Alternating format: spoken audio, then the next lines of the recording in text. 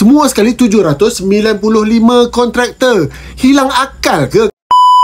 MCA tak suka rakyat berniaga dalam kios yang selesa ke?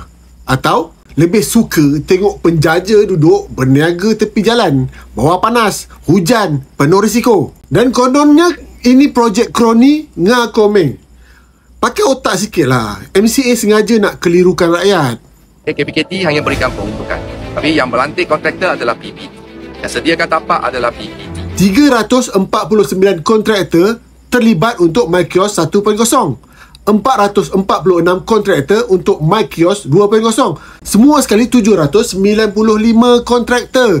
Hilang akal ke kalau YB menteri nak kau tim hampir 800 syarikat ni? Nak kata menteri kontrol semua ni sorang-sorang? Memang lawak tahap low class betul lah MCA ni. Diingat, ini style zaman dia dulu ke? Mungkin zaman MCA dah biasa cara macam tu kot. Expect orang lain pun buat benda sama ke? Sorry lah. Ini usaha bantu rakyat, bukan kroni. MCA patut tahu. Pendapatan daripada MyKios lebih 30,000. Gaji lebih tinggi dari menteri. MCA ni suka buat bising politik murahan. Sebar naratif tak berasas. Kenapa agaknya? Adakah mereka cemburu dengan inisiatif ni yang popular dan diterima oleh rakyat? MCA patut sedar diri. Realitinya, rakyat suka.